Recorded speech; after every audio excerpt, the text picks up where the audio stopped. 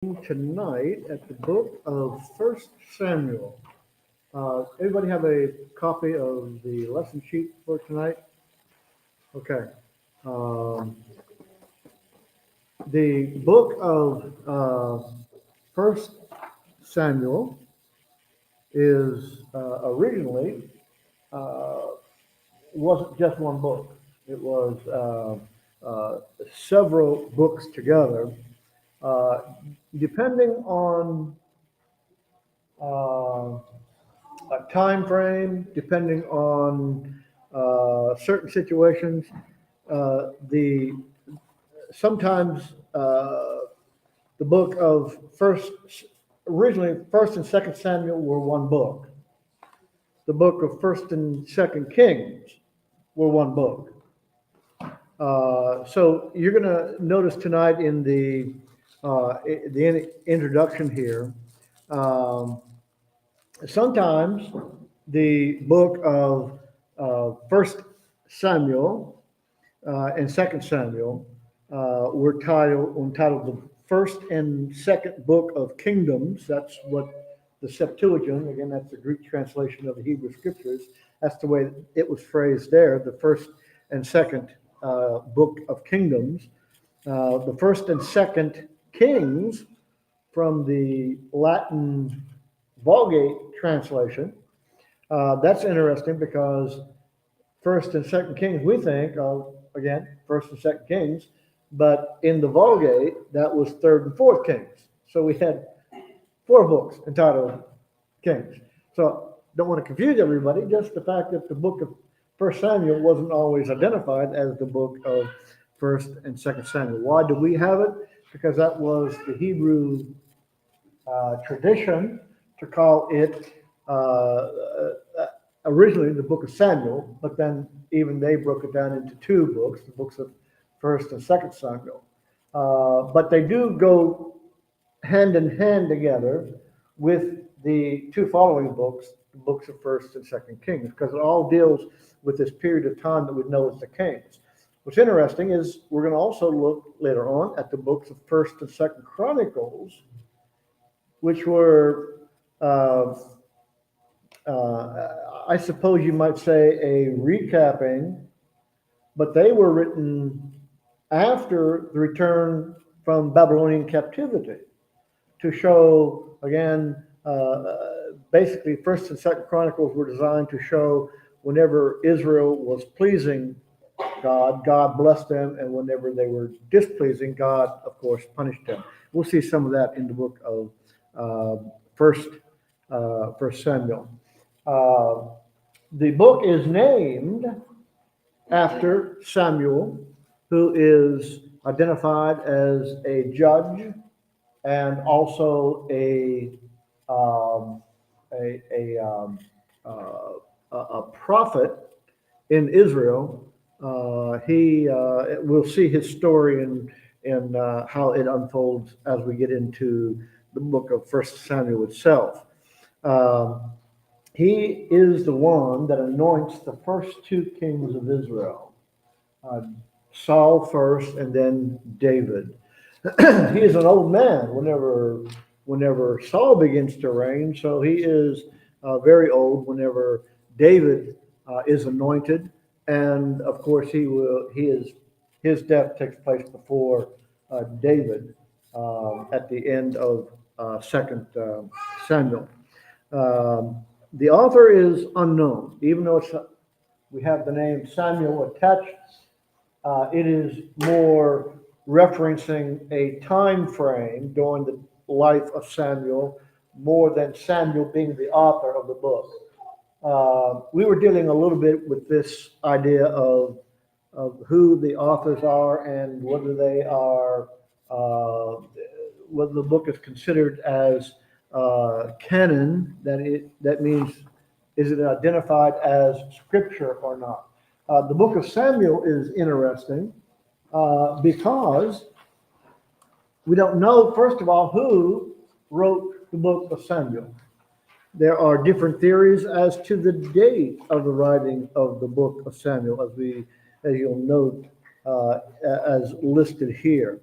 Um, Most feel that it was written probably after the death of David, probably during the time of Solomon.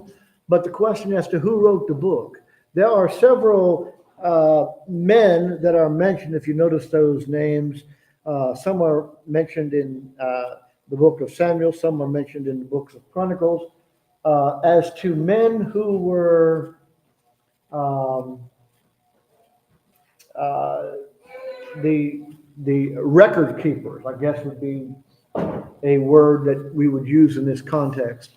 They weren't record keepers for God; they were record keepers for the king. And these men wrote down the information that was happening at the time that certain kings were ruling. So these men could possibly have been maybe a collaboration together in writing the books of First and Second Samuel. Possibly there were others involved, but we just do not know who the author is in this book. Why? It just brings up a real quick thought, and that is why then are they considered as scripture? Well, these books are quoted in the New Testament.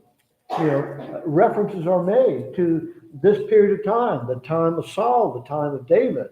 Well, these are referencing the idea that Scripture, their Old Testament or our Old Testament, their law, the law of Moses, they were following that law, and that law talked about things that David did, things that Saul did. So it shows that the New Testament approved of these writings, and therefore, if they are approved by the writers of the New Testament, they are therefore part of the canon. Some of the most noted theme or thought in the book of First Samuel is the establishment of the king in the kingdom of Israel. Up until this period of time, remember they were judges. Samuel himself, by the way, is identified as a judge of Israel, although he's not listed as a judge in the book of Judges. He is a judge of Israel, just like the other judges were. And Samuel takes on a leadership quality similar to that of Moses, almost in a sense reuniting the people. They were they were starting, and we notice that especially in the book of Judges, where they were more of a tribal situation.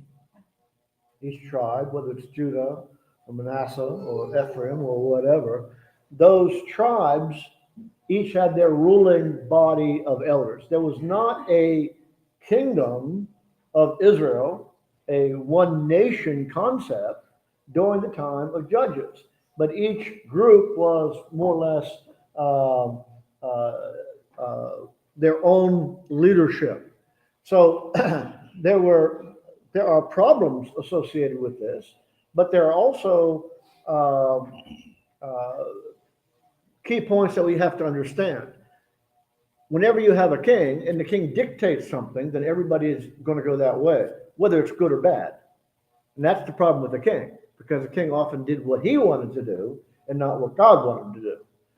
We'll see this happening at the division of the kingdoms, whenever the north and the south kingdoms divide, and the king of the northern kingdoms decides to set up his own worship services. And so, yeah, it is good sometimes to have a king because everybody can be united, but at the very same time, you could establish some problems whenever you have all this rule under one particular person. Uh, Samuel does not want a king in Israel. As we unfold the book, Samuel tries to convince the people, you don't want a king. But they say, yes, we want a king. The king will unite us. We'll have a leader like the nations around about us. And Samuel tries to talk them out of that. But God has a conversation with Samuel that basically says, they're not rebelling against you, Samuel. They're rebelling against me.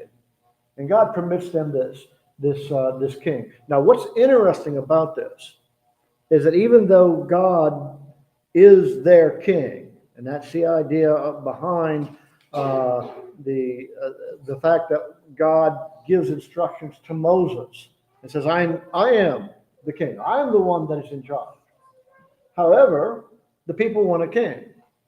Now, as we look at this idea of a king being like the nations around about them, God knew at some period of time they were going to do this.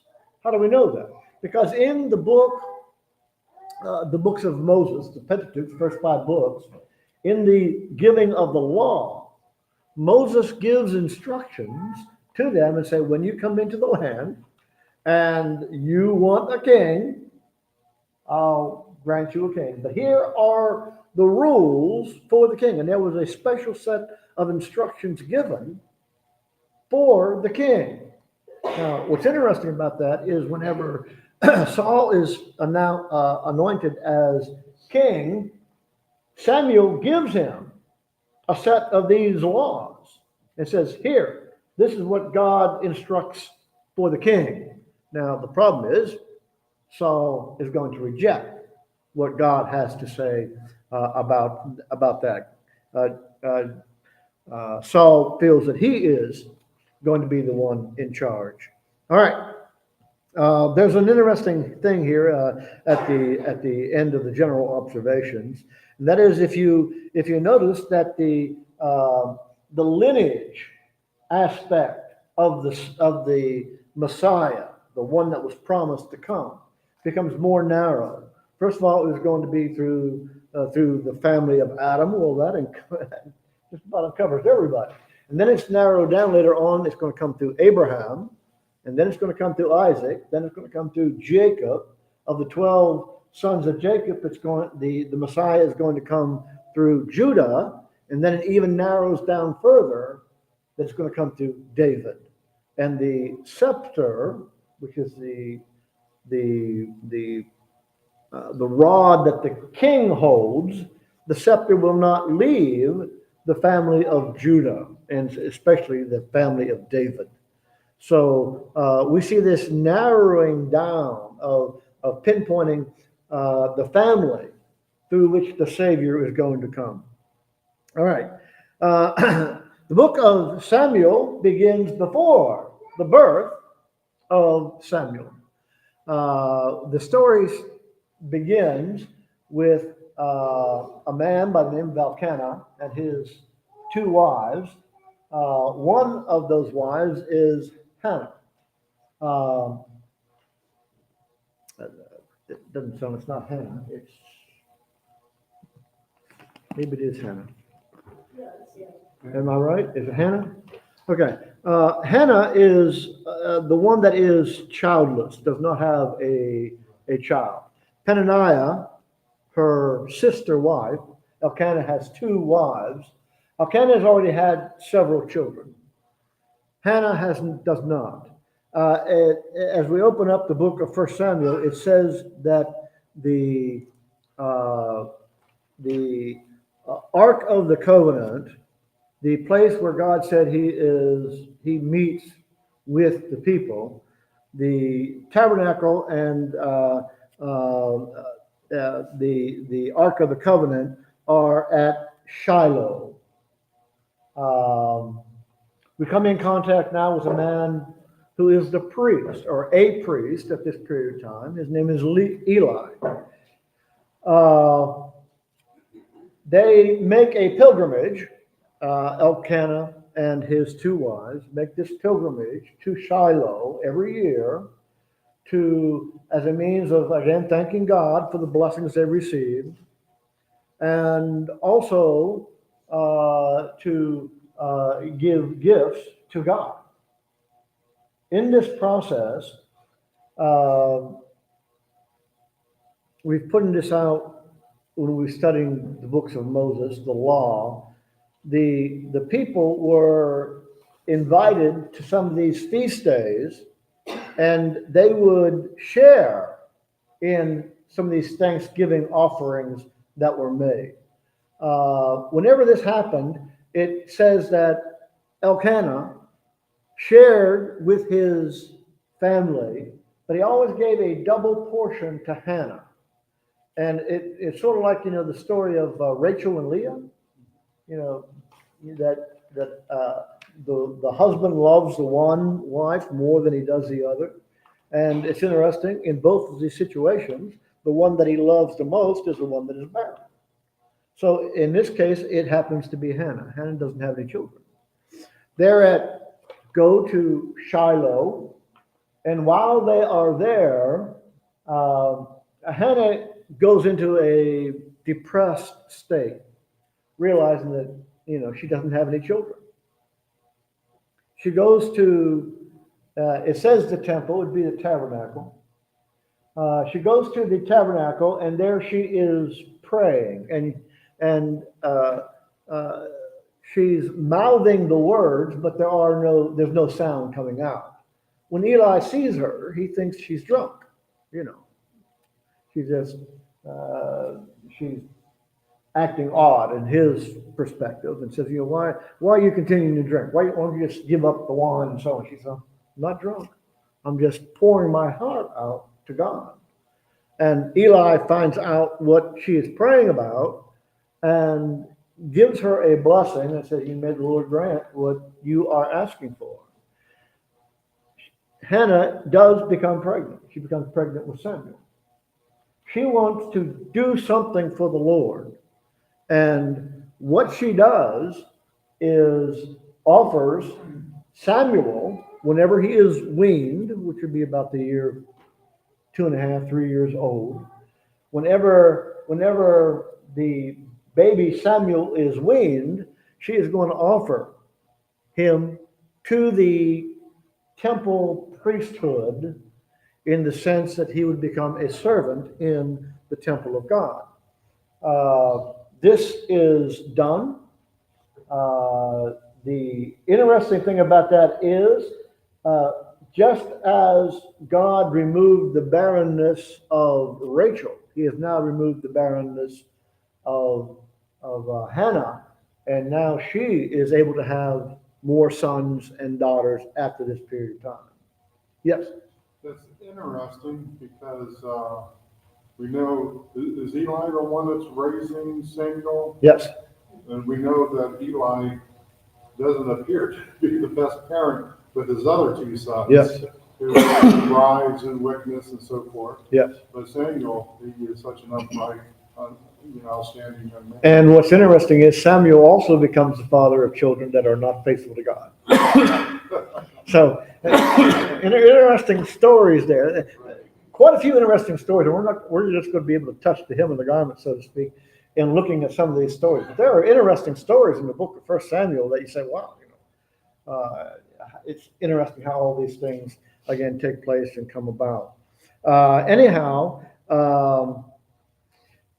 We see that Samuel is dedicated to the Lord, becomes a servant to Eli, and whenever Eli gets a little bit, and by the way, in the same context here, it talks about Eli's unfaithful children, how eventually the prophecy is going to come to Samuel especially, that Eli's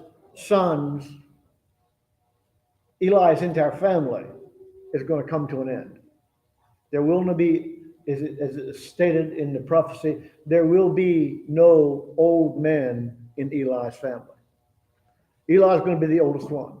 He's going to die at the age of 98. But his sons are going to die before him. Not too long before him, but they're going to die before him. So there's this interesting side issue of even though you are faithful to God, doesn't mean your children are going to be faithful to God.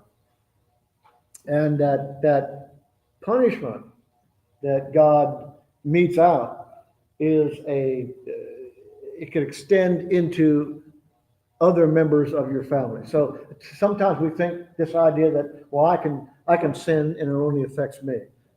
Never the case. Sin always affects people that are around about us, and we need to keep that in mind. As we go on, we see at this period of time, one of their greatest opponents is are the Philistines. Um, and the Philistines, again, remember, this is the period, this is the period of the judges. We still don't have a king. So the same thing happened. The Philistines now are doing great harm to Israel. And again, the people are wondering what is going on? Why is God allowing this to happen? So something happens here that God did not ask for, and that is that the Philistines were winning some of these battles, and the people said, why don't we bring the Ark of the Covenant here?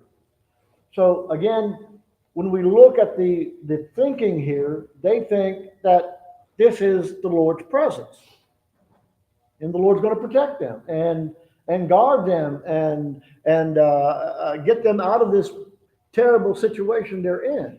The Lord doesn't work that way.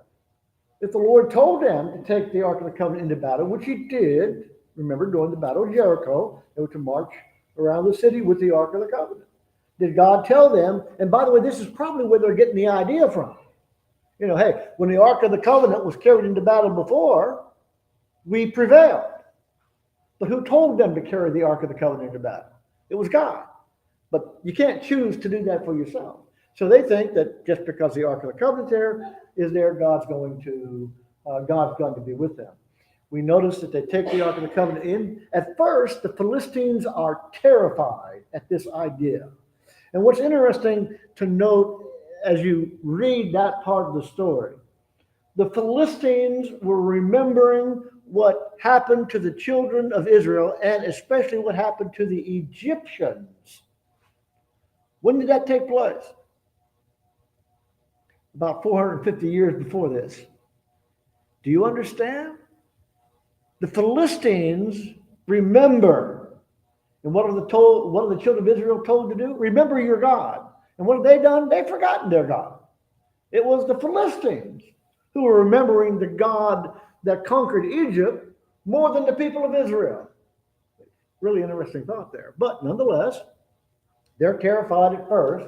However, we see that the battle does not go their way because God didn't ask for this scenario to happen, and therefore they are defeated. Thousands are killed. Two of the people killed in this battle are the two sons of Eli. Whenever now word gets back to Eli, by the way, in the process of defeating the army of Israel, the Philistines also captured the Ark of the Covenant. A terrible loss felt in Israel at that period of time. They scatter. They go back to where the ark should have been. It should have remained back where Eli was. Eli is sitting at the door of the entrance, and we see that whenever he hears about the death of his two sons, it's aggravating news to him. But the worst thing is whenever he hears about the Ark of the Covenant being captured, that it says that he falls over backwards. It describes him as being a heavyweight person, and this causes him to die at that period of time. So 3 in the family are dead immediately. One of the wives, one of the daughters-in-law of Eli go into labor, and she gives birth to a child at that period of time, and the child's name is Ichabod. We see here now the capture. It sort of takes our attention away from Eli and Samuel for a period of time, and now we see it transferred to the Philistines. And the Ark of the Covenant is now in possession by the Philistines. And they are rejoicing. They are, the idea is our God, Dagon, is more powerful than the God of Israel. Our God defeated the God of Israel. Well, that's not the case. But that's the way they interpret it. All right, so what do? They take the Ark of the Covenant and they put it into the temple of their god, Dagon. The next morning they wake up and this huge statue of Dagon is fallen flat on its face. And it's interesting to read the terminology here. It's as if Dagon is bowing down before the Lord. Okay, they said, whoops, what happened last night? Was there a minor earthquake or something? Let's set this thing back up. Next morning they come in, same thing. Interesting sidelight to that story is that the head and the arms break off and they fall on the threshold, the entrance into this temple complex. And it says this is why the Philistines today never step on the threshold. That might be the precursor to the idea of stepping on a crack, break your mother's back. Could be. It could be. I don't know. But that's the idea that they are now realizing that there's something more powerful here going on. We think of the Philistines as being, again, a nation. They were a series of what we call city-states. There were 5 major parts to this total kingdom of Philistia. And so now they move, and the people where this temple of Dagon are located say, we got to get this thing out of here. It's causing us trouble. Because there were tumors growing on the men of the Philistine city. So they said, why don't we just move the Ark of the Covenant on to the next Philistine city and move it on down the road a little bit.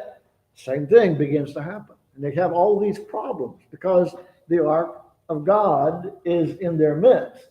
They're putting 2 and 2 together, saying, this is caused by us taking the Ark of God away from Israel. So then, after a period of time, they move it on to the next city in line of the 5 cities. And I think it's this city, the third one that they take it to, that the people of the cities more or less have sort of an uprising and saying, are you trying to kill us too? You're going to bring that Ark of the Covenant here? You'll kill us in this process. So they sort of leave it unattended for a while. But then later on, the 5 lords get together and say, what are we going to do with this ark? So they devise this interesting plan. They say, well, is this a coincidence that's happening? Or is this really the God of Israel displeased because we have the Ark of the Covenant? So they say, give it this little test. They're going to put the Ark of the Covenant on an ox cart. And it says that there are 2 milk cows. It might have been oxen, might have been other types of cows. But the idea was that milk is coming from these cows, which means they have calves. They're going to take the calves and they're going to put them in one location. Now, what is the mother going to want to do? What do the calves want to do? They want to be reunited with their mothers. And the mothers want to be reunited with the calves. So they said, if the milk cows go with the Ark of the Covenant on this cart, if they go back to our city, then we're going to know that it was just a coincidence. But because that's where the cows want to go. They want to go back to where their calves are located. But if it goes down toward the Israelites, we're going to know that the hand of God is behind this. And so long, Ark of the Covenant, we're going to send you back home. And that's exactly what happens. The milk cows, it says they went lowing, Lowing. And if you hear a cow lowing, the cow is content. The cow is satisfied. And that's the idea. These cows were not excited about being separated from their calves, even though normally that would be the situation. They are lowing as they go along. They come to They come to a certain location, and at that location, the Ark of the Covenant is removed. By the way, the Levites are called. It's only the Levites that were allowed to be in contact with the Ark of the Covenant. And again, they can't touch it. They have to use these proper poles and so on to move the Ark of the Covenant. But anyhow, they take the Ark of the Covenant off and put it on the on this threshing floor rock that was in the area. And then they break up the ox cart, and they sacrifice the two milk cows as thankfulness that God has allowed the ark to return back to them. There's also another interesting part of that story, because it says that God punished some of the Israelites who lived in the area. About 70 of them were put to death. Why? Because they looked upon the Ark of the Covenant.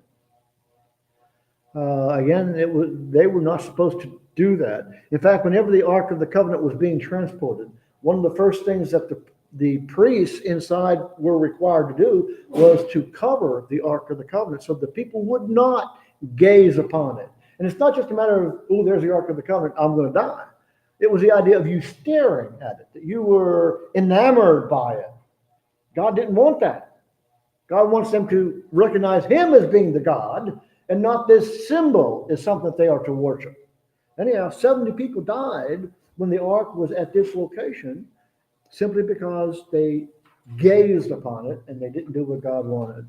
All right, now, this goes now when we come back to Samuel, remember, and again, I didn't deal with the situation where Samuel was a young lad in the temple hearing someone calling his name. He thinks it's Eli. He goes out to Eli and says, you called me. And Eli said, I didn't call you. Go back to bed. So this happens about 3 times. And after the 3rd time, Eli tells him, that's the Lord trying to talk with you. And next time you ask the Lord what you want, or what the Lord wants you to do. When that happens, Samuel was told a story, and I imagine he was really heartbroken to hear the story. He likes Eli, and Eli is raising him up and so on. But the Lord tells Samuel that Eli's family are going to die. And he does not want to tell Eli this, but the next day, whenever in doing his chores, Eli calls him and says, the Lord called you back in. He said, yeah, the Lord talked to me. He said, I want you to tell me what he said, and don't hold anything back, because Eli already heard the story one time. He wants to know if it's confirmed and what is told by Samuel is the same story, because now this plays a very important role in Samuel's life. Samuel, after this point of time, is going to be considered as a prophet of God. Before this, he's a young kid. After this, he is designated a prophet of God. Why? Because he tells Eli the exact same story that God told Eli, and therefore Eli knows that God had talked with him and identified him as a prophet of God. So now we have God's transference here of the prophecy is going to be coming now through Samuel.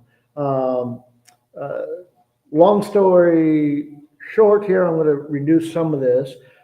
Israel now is demanding a king, and they come to Samuel. Samuel is the recognized judge at this period of time. And they tell Samuel, we want a king. And Samuel again tries to talk them, Samuel tries to talk them out of this. They will not have anything to do with that. They want a king. As we see that, by the way, right about this period of time, whenever they get the Ark of the Covenant back, Samuel now becomes their warrior leader for a short period of time. Takes them into battle. And God chases away the Philistines when the Philistines try attacking. This is part of a song that we sing. We hear in the part of the song that says, "Here I raise my Ebenezer." This is what it's referring to. Samuel takes an Ebenezer, a rock, that is said, by thy help we have come this far. In other words, God defeated the Philistines. It wasn't the Ark of the Covenant. It wasn't some Talmud or some exercise. It wasn't the power of Israel. God brought them this far. And again, when we do what God says, God blesses us. And this is the part of that. Here I raise my Ebenezer, showing that God has brought us this far. We need to continue with God. At this point in time, though, Israel has decided they want a king to be like the nations around about them. Again, that's not always a good thing.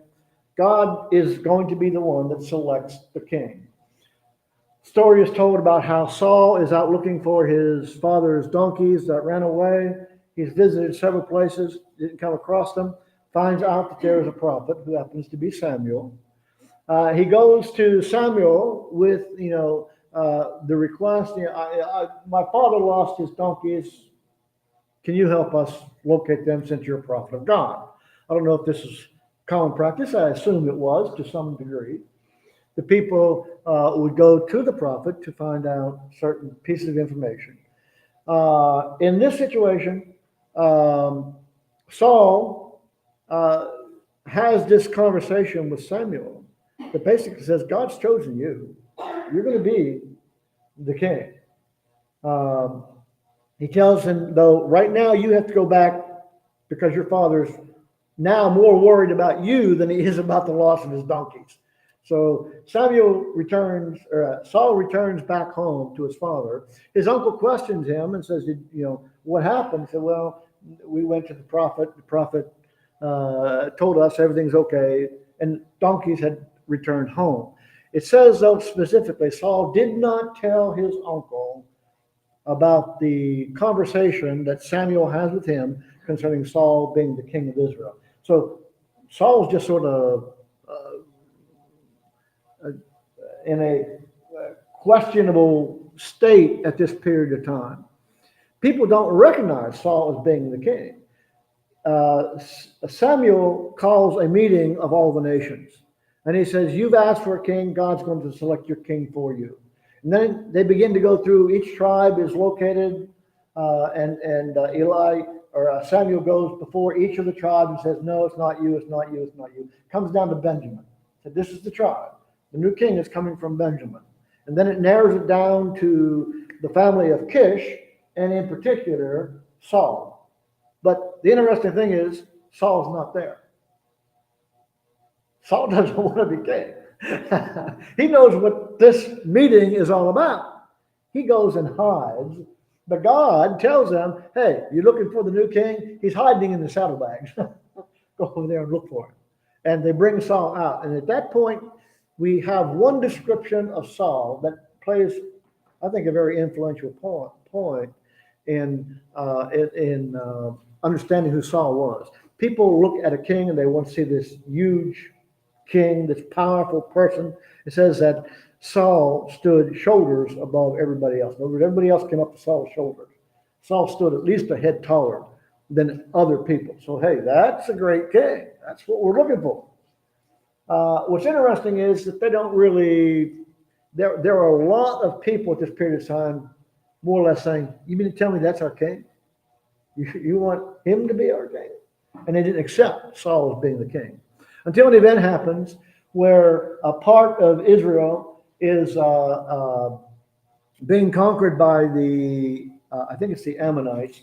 And the Ammonites come in and say, here's what you're going to do. We've conquered you already. We conquered your city.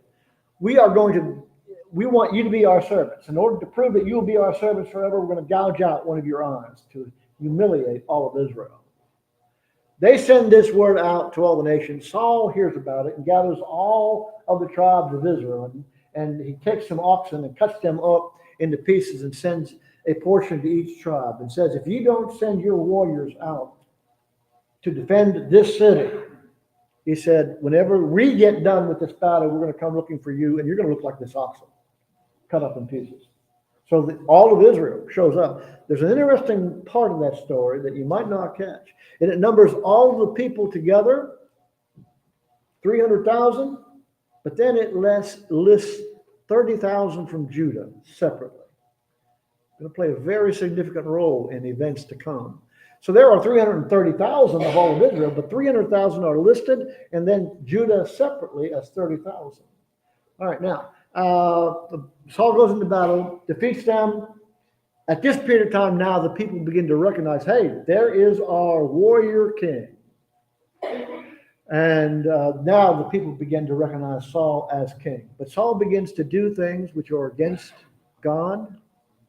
Shortly after Saul becomes king, Saul does not listen to God on several things.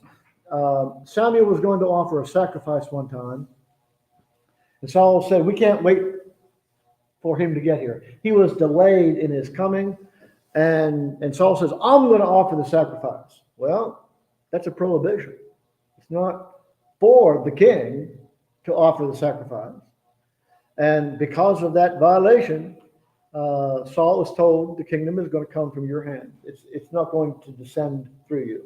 It was something like, we just recently had a change in the monarchy in England. Queen Elizabeth dies. Now we've got a king taking over. Did they select that king from among the other commoners in all of England? No, you knew ahead of time. In fact, they've got this list. Who's first in line, who's second in line, who's third in line, and guess what? They're all from the same family. They're all from the same family. God tells something here that was very shocking in the idea of the transfer of a king, and that is, it's not going to come from your family. No one in your family is going to be king. Saul is told by Samuel, if you had listened to God, God could have established you as king forever. But he's taken away the kingship from you and your family, and he's going to transfer it to another. That other is, of course, going to be the tribe of Judah, and in particularly David. Saul is told later on to utterly destroy the Amalekites. And remember, and everything that they owned, all the animals, they were all to be destroyed. Saul kept alive the king of the Amalekites, and he kept alive the animals, as his point was, so that we might have this great sacrifice to God. That was not what God wanted. Again, the famous phrase comes out of that: obedience is better than sacrifice. We need to obey God. We need to be faithful to God. Do what God says. Don't carry the Ark of the Covenant out into a battle just because you think that's what God wants, or it might help you. Do what God says. And whenever we start doing this, things work out for us. It's always been that way. It will always be that way if we are faithful to God. Anyhow, God again informed Saul, I'm taking the kingdom away from you and giving it to someone else. This is where we are introduced to David. Again, whenever he rejects Saul as being king, he also says something else. I'm not going to choose a king that the people think, the way the people think, and that is, big, tall, husky guy. He says, I'm going to seek one after my own heart. And of course, David is the young shepherd boy at this period of time who's anointed the next king of Israel. This is going to cause, the rest of the book is basically now this confrontation that Saul has with David on numerous occasions. It's interesting because David is first introduced into the court of Saul as a musician to play soothing music to Saul to help him sleep. So he's already known by Saul. And then, of course, later we have the story of David and Goliath, again showing God's providence. If we're faithful to God, we trust God, it makes no difference who the adversary is. It makes no difference how big he is. David trusts God, and is so stated in this story of David and Goliath. Again, as we mentioned before, Saul wants David to wear some armor before he goes out and meets Goliath. And again, the description of Saul, his size, can you imagine this huge armor being placed on this young lad? And David said, I can't wear this. I'm not used to it. It's, even though it's the king's armor, the best possible armor that was made at that period of time. He said, I can't wear this. I'm not used to it. And Saul was questioning, what are you going to fight with? He said, well, I fought a lion and I fought a bear, and we've prevailed, and I will prevail over this uncircumcised Philistine. And we know that David, of course, wins that battle. The people now begin to make statements about David that are really upsetting to Saul. It said that Saul killed his thousands, that means the enemy. David hit tens of thousands. Saul hears this, does not like it. Interestingly enough, we have this side story of Jonathan, who would probably have been the next king. But David and Jonathan become close friends to the point that Jonathan knows Jonathan is not going to be the king. He knows that David is going to be the next king. They don't lose their friendship over it. In fact, it becomes stronger. In this end of this story, we see that David has several opportunities to take the life of Saul and refuses to do so. He said, I cannot lay my hands against the Lord's anointed. Even though, understand, David is now also the Lord's anointed. And you might try to reason, well, I'm anointed and he's anointed. Makes a difference. I'll just kill him. David doesn't look at it that way. God anointed him for whatever reason. And I am not going to be the one that takes his life. In fact, it's angry at people coming later on who have said, we killed Saul for you. Not the thing you want to say to David. David had them put to death. Even though, by the way, they did not kill Saul. Anybody know how Saul died? Fell on his own sword. He fell on his own sword. He wanted other people to kill him. Even his own sword bearer said, I'm not going to kill you. I'm not going to take your life. And Saul realized if this is going to happen, he has to do it himself. So he falls on his own sword and is killed that way. So again, these are interesting stories here especially the end, and this confrontation that we have between Saul and David. Toward the end, again, we have the story of the witch of Endor. Again, instead of trusting God, what does Saul do? He goes to people that God expressly says, these people shouldn't even be alive. You need to put them to death when you come across them. But listens to the witch, didn't listen to her, but wants to talk to Samuel and thinks maybe she can do it. She doesn't, by the way, everybody thinks, well, she brought Samuel forward. She did not. She didn't have any power to do that. God did that just so that Samuel could speak to Saul and tell Saul, you're wrong in what you've done. And again, the same outcome, and that is by not listening to God, Saul becomes more displeasing in the eyes of God. Okay. Final thought. Anybody have there? No? Okay. Are you our song leader, Denny? Yes, sir. Okay. If you have a couple songs, Yes. and then I will at least one song, and then I'll have a final thought with all of us together, and then we'll have an invitation.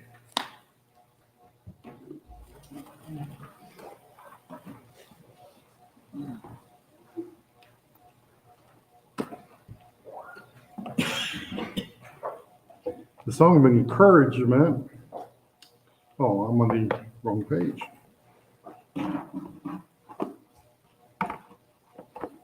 I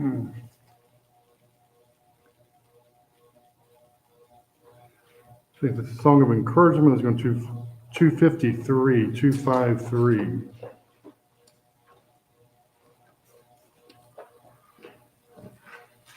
Nope, that's not it. 263, I'm sorry. I was close. Only missed it by 10 or so. 263 will be the song of encouragement. And the song before the encouragement is going to be 758.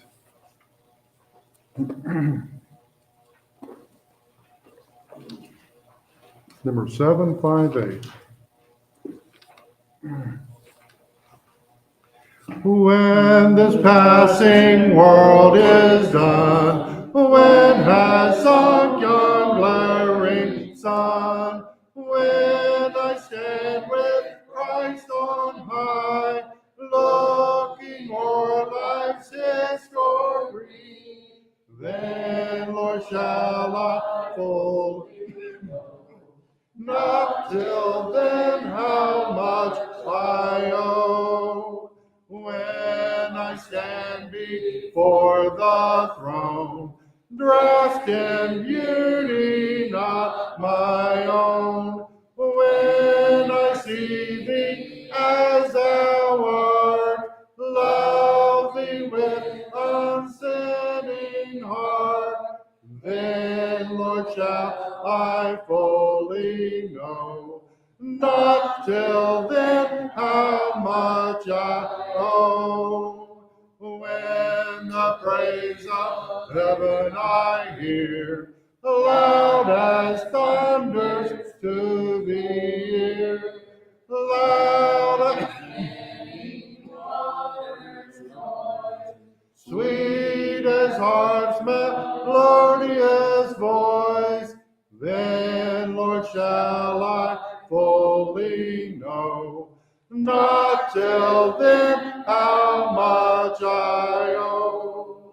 E'en on earth as through a glass, darkly let thy glory pass. Make forgiveness feel so sweet.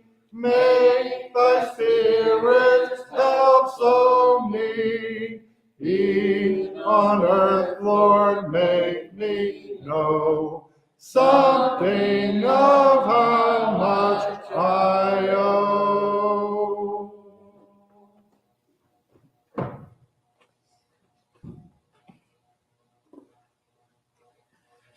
As we were looking at the book of First Samuel, again, the theme really throughout the entire Bible is describing what our responsibility is whenever it comes to obedience to God. And it's simply be faithful to God. And that has always been God's requirement. That's what is referred to in Romans chapter 1 when it talks about from faith to faith. Each of the faiths of the people that we have seen that have been faithful to God is the idea that God gave them instructions, whatever those instructions were, build an ark, or go and fight this particular people, lead my people out of Egypt. Whatever the command was, the people who were faithful were the ones that obeyed. And whenever that happened, God would bless those people. The opposite was also true. And that is that if you disobey God, you did not do what God said, and you were unfaithful to God, then God showed his displeasure, sometimes very severely. Thousands have died. We see that God takes Israel, or Judah particularly, out of the land of Israel and takes them to a foreign country, which they thought would never happen. Jeremiah, whenever he was prophesying and saying that God is angry with you, and he's going to take you out of the land, they were about ready to kill Jeremiah. So God won't ever take us out of the land. God promised to do exactly that if they were unfaithful, and God did at the time of Jeremiah. Our responsibility is the same today. We have instructions from God, the gospel, the New Testament. We are to hear that message, and we are to obey it. When we are faithful to God, God is going to bless us now as well as into eternity. So if you have not obeyed God, we first of all pray that you will do that, that you become a child of God. If you'll fall short of your responsibilities, again, it's now time to become faithful to God once again. If we can help you at this period of time in any way, would you please come forward as we stand and sing this invitation song? I hear thy welcome voice that calls me, Lord, to thee, for cleansing in thy precious blood that flowed on Calvary. I am coming, Lord, coming now to thee. Wash me, cleanse me in the blood that flowed on Calvary. Though coming weak and vile, thou dost my strength endure. Thou dost my foulness fully cleanse, till spotless all impure. I am coming, Lord, coming now to thee. Wash me, cleanse me in the blood that flowed on Calvary. And he assurance gives to Lord your hearts and true, that every promise is fulfilled to those who hear and do. I am coming, Lord, coming now to thee. Wash me, cleanse me in the blood that flowed on Calvary.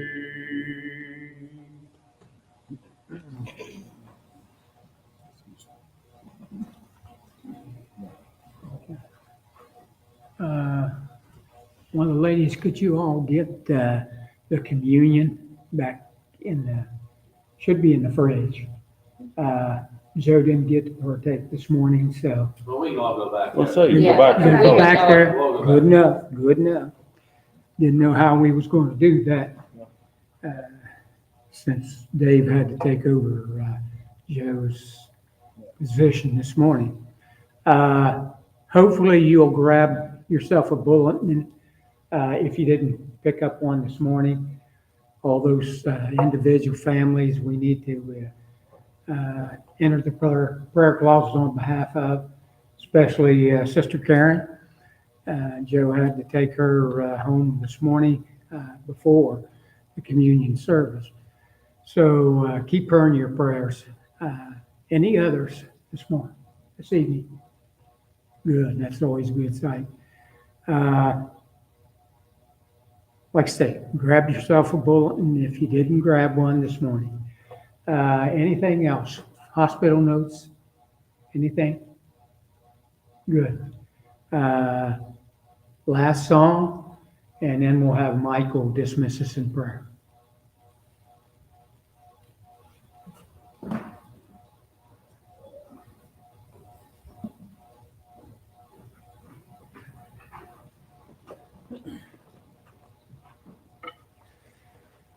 Dear God, we thank you for another day you've blessed us all with, and we just thank you for everyone who's able to be here, and the blessing it is to have us all here to fellowship together and be together. We pray that this evening's lessons were pleasing to you. Please be with Karen as she had to leave early this morning, and all the other many names are in the bulletin that so desperately need your healing hand, and just please let your will be done with all those individuals. Please be with us as we go through this week. Help us to be the example to the world that it needs. And please bring us back at the next point in time. In Jesus' name, pray. Amen. I was going to get, Joe, you want to go back and do you need to take the Lord's Supper too? Okay, would you go back and just go ahead and you and Jeff can have it back there together? Okay.